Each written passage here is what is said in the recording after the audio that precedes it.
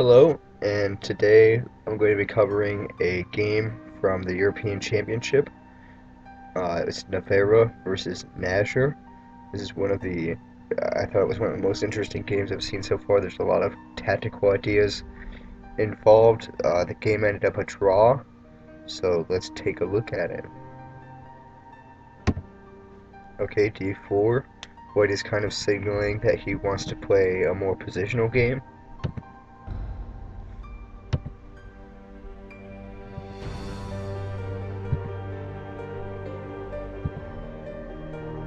Here's an interesting line. White elects to block with a knight to d2, which is very important, I think. It maintains control of the e4 square and also blocks this check by the black bishop. Black simply castles here, and white will force away this bishop and have control over the e4 square and try to play e4.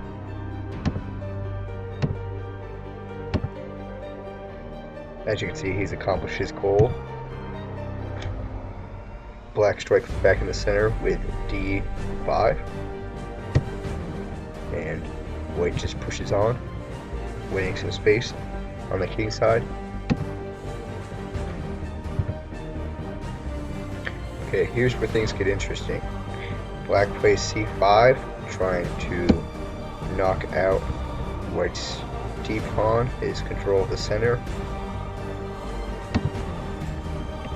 And white just pushes h4, attempting an attack on the king, which will eventually become vulnerable. g6, white just continues on with his plan. h5, trying to distract this pawn from the g file and opening up an attack to the king.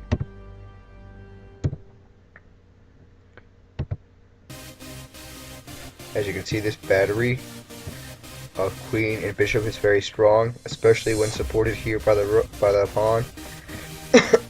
There's a lot of pressure on this g pawn.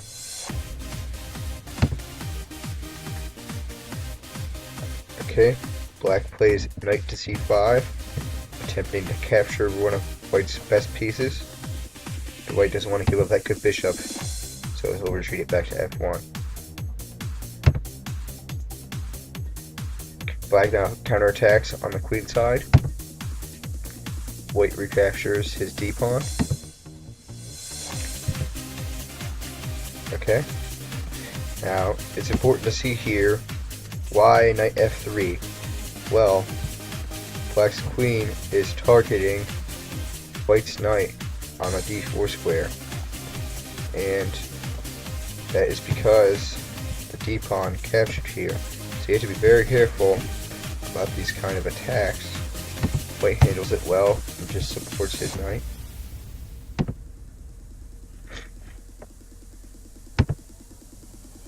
Okay, simply recapturing the c-pawn makes logical sense. And now g4. And white plays this move, bishop to a2, which looks really strange. It looks like white's knight is free for the taking. However, after black captures, white can simply play bishop to b1 and target this h-pawn with a threat of checkmate. If black tries, the only way that black can block this, he has no piece here to guard the pawn. The only way he can block this is by playing f5, but by doing so, he walks into a trap. He takes en passant, and white is winning. There's no way to guard this pawn. If he wants to try to recapture, he's going to be at least losing a piece. If black plays something like rook to f7, everything's just crumbling. This knight is hanging. The queen is under attack. Very hard to deal with all the threats this pawn can promote if you don't recapture.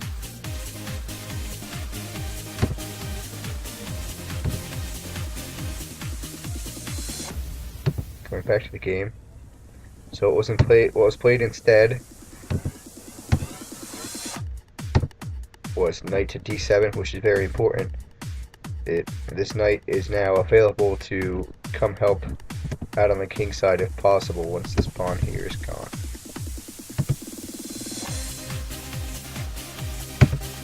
Okay, knight g5, adding more pressure to this h-pawn. The bishop has to take, and black doesn't recapture immediately here. He actually has an in-between move, bishop to b1. Again, adding more pressure to this h-pawn. Now black is forced to play f5 to block the threat.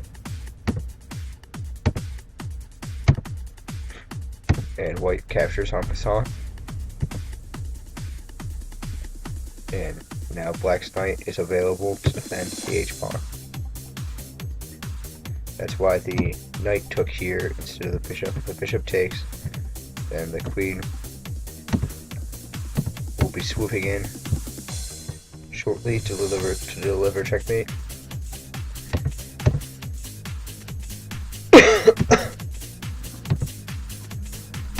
There's a lot of good tactical ideas in this game, even though it ended up being a draw.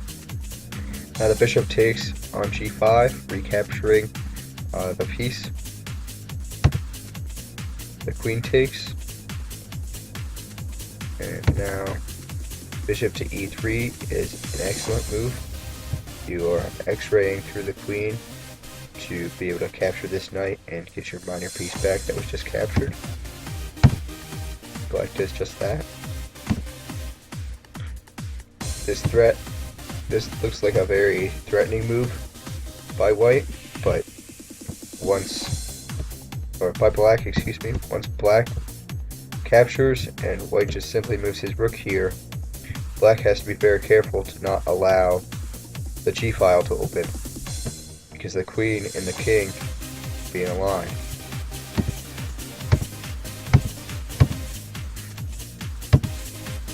We see the opening of the g-file here with the move f3, trying to entice his pawn to take so that the rook can play to the g-file and start an attack on the king.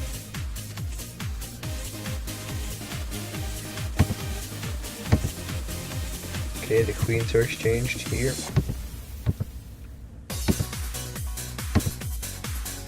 Here I was wondering, I'm not quite sure of why not.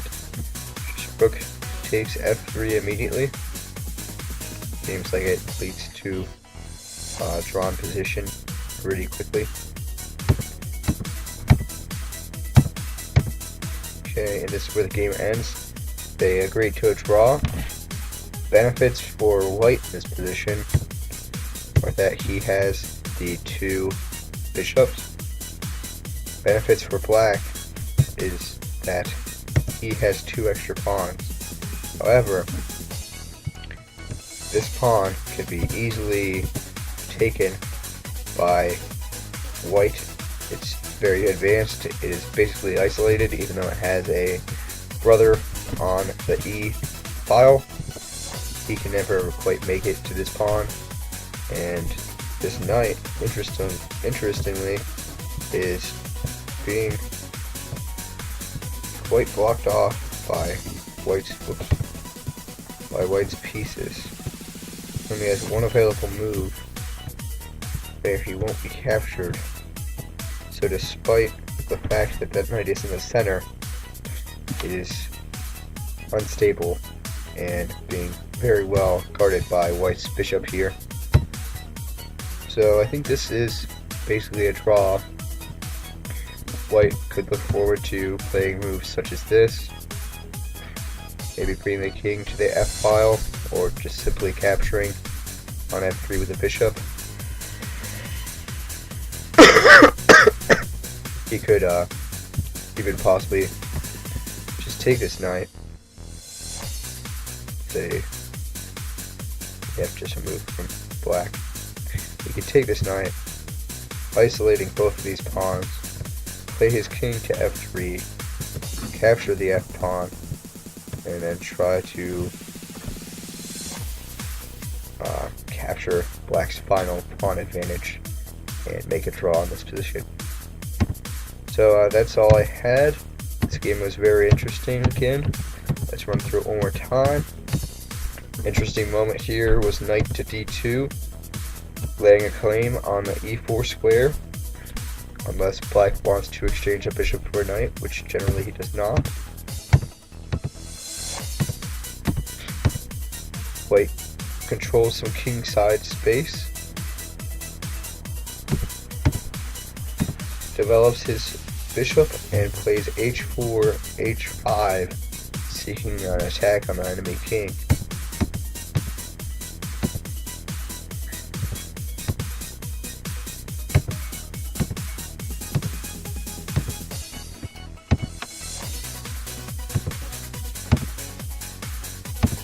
A very interesting maneuver by white here, moving his bishop to a2 with threats of bishop to b1. If black is to be capturing here on the f3 square, he could easily threaten checkmate in this position. There's nothing that white can do, or black can do. He can try to play f5, but as we saw earlier, that will not be successful.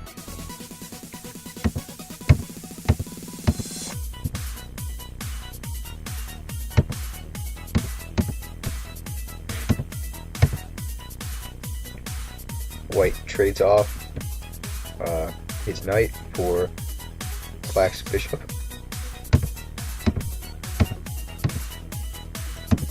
Remember here, knight to f6 is the key move to defend the h-pawn. Prevent yourself from being checkmated. Bishop to e3, an excellent move.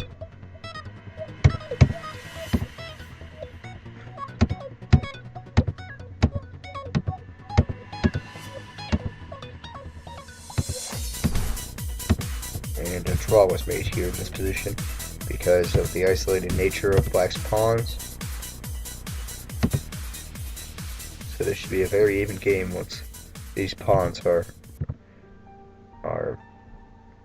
just kind of captured and taken away. Black's advantage slips away very quickly. So that was an excellent game, and it's one of my favorite games from the European Championship, which is still going on now. And I suggest that you watch some of those games because they're very interesting, and it's great to see some grandmasters doing their thing and playing way better than I am capable of. So you should check it out.